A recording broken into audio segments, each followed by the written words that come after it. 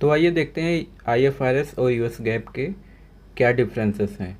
तो आईएफआरएस को international financial reporting system कहते हैं और यूएस गैप में जनरली एक्सेप्टेड अकाउंटिंग पॉलिसी बोलते हैं।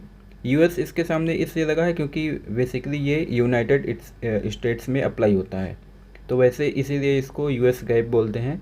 अदरवाइज गैप का जो फुल फॉर्म है जनरली एक्सेप्टेड अकाउंटिंग पॉलिसी। अब जैसा कि मैंने बताया आईएफआरएस जो है इंटरनेशनल फाइनेंशियल रिपोर्टिंग सिस्टम है, तो ये 110 प्लस कंट्रीज में अप्लाई होता है। वहीं पर यूएस गैप जो है वो केवल यूनाइटेड स्टेट्स में अप्लाई होता है। और आईएफआरएस जो है वो इश्यू किया जाता है आईएएसबी, जो कि इंटरनेशनल अकाउंटिंग स्टैंडर्ड बोर्ड, ये एक अकाउंटिंग स्टैंडर्ड बॉडी है जो आईएफआरएस इश्यू करती है। वहीं पर गैप जो है वो एफएएसबी के द्वारा इशू किया जाता है। ये फाइनेंशियल अकाउंटिंग स्टैंडर्ड बोर्ड है यूएस की, जो यूएस गैप इशू करती है। आईएफआरएस और यूएस गैप के कुछ बेसिक डिफरेंस और देखते हैं।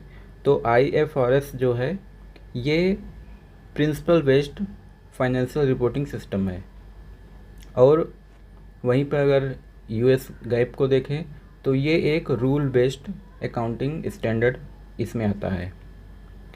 वहीं पर आईएफआरएस को देखें तो ये ब्रॉड गाइडलाइंस जो है अकाउंटिंग और फाइनेंस के काफ़ी सारे एरियाज़ में ये ब्रॉड गाइडलाइंस को फोकस करती है। बट अगर वहीं पे यूएस गैप को देखें तो ये इसमें डिटेल्ड रूलिंग होती है। इसमें रूल्स एंड रेगुलेशंस जो होते हैं, इसके जो पॉइंट्स होते हैं वो बहुत ही डिटेल्ड में होते हैं।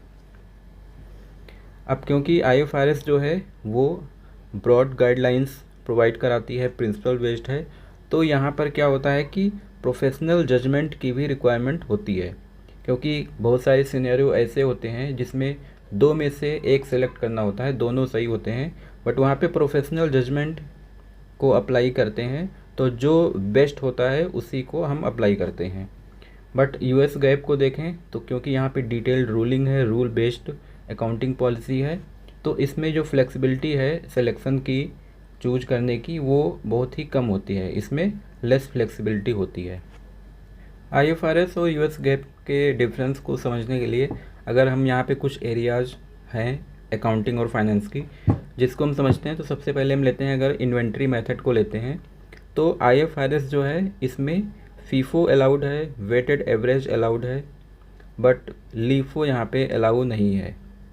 अगर वहीं यूएस गैप में देखें तो फीफो भी अलाउड है, लीफो भी अलाउड है, और वेटेड एवरेज भी अलाउड है। तो इन्वेंट्री मेथड जो है वैल्यूएशन करने का, उसमें देखें तो इन दोनों में क्या डिफरेंसेस है। आईएफआरएस में लीफो अलाउड नहीं है, बट यूएस गैप में लीफो भी अलाउड है। तो आईएफआरएस क्या करता है, आईएफआरएस में क्या है कि लीफो जो है ना वो बैन कर रखा है। उससे क्या होता है, ये बैन इसलिए है ताकि इन्फ्लेशन के टाइम पे, इन्फ्लेशन जब रहता है, इन्फ्लेशन के टाइम में इनकम में मैनिपुलेशन ना हो पाए, इसीलिए इनकम में मैनिपुलेशन अवॉइड करने के लिए लीफो को अलाउ नहीं किया गया है। वैल्यूएशन ऑफ असेट्स के एरिया में देखेंगे तो आईएफआरएस जो है वो कहता है फेयर मार्केट वैल्यू पे असेट्स को रीवैल्यू करके, और वही हम बुक्स ऑफ अकाउंट में शो करेंगे। बट यूएस गैप में जो रूल है वो हमें हिस्टोरिकल कॉस्ट, यानी उसकी जो एक्वाजिशन परचेज कॉस्ट है, उस पे असेट्स को रिप्रेजेंट किया जाता है बुक्स ऑफ अकाउंट में। तो बेसिक सा ये भी डिफरेंस है आईएफआरएस और यूएस गैप में। रेवेन्यू रिकग्निशन में आईएफआरएस के अकॉर्डिंग रेवेन्यू को रिकग्नाइज कर सकते हैं जब कंट्रोल ट्रांसफर्ड हो जाए। कंट्रोल जो है सेलर से बायर के तरफ जब ट्रांसफ़र हो जाए तब हम रेवेन्यू को रिकग्नाइज कर सकते हैं बुक्स ऑफ अकाउंट में। बट यूएस गैप के अकॉर्डिंग जब रेवेन्यू को रिकग्नाइज तभी हम कर सकते हैं जब ये अर्नड और रियलाइज्ड हो जाए, इंश्योर हो जाए। अर्निंग और रियलाइजेशन का जब श्योरिटी आ जाती है तभी रेवेन्यू को रिकग्नाइज कर सकते हैं। रिसर्च एंड डेवलपमेंट कॉस्ट में आईएफआरएस और यूएस गैप में काफ़ी ज़्यादा डिफरेंस है। तो एज पर आईएफआरएस रिसर्च और डेवलपमेंट के दो फेज होते हैं। तो सबसे पहले जो रिसर्च का फेज होता है उसके सारे एक्सपेंसेस को एक्सपेंस ऑफ किया जाता है एज पर IFRS। और जो डेवलपमेंट का फेज होता है उसमें जो भी एक्सपेंसेस होते हैं उसको कैपिटलाइज किया जाता है। कैपिटलाइज करने से पहले कुछ कंडीशंस हैं जो कि अलाइन होनी चाहिए, जो कि फुलफ़िल होने चाहिए।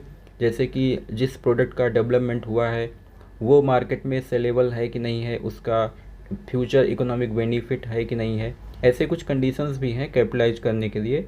तो अगर वो कंडीशंस अलाइन होते हैं, कंडीशंस फुलफ़िल होते हैं, तो डेवलपमेंट फेज में जो भी एक्सपेंसेस होते हैं उसको कैपिटलाइज किया जाता है, और रिसर्च के फेज में जो भी एक्सपेंसेस हो गए उसको इनकम स्टेटमेंट में एक्सपेंस ऑफ किया जाता है।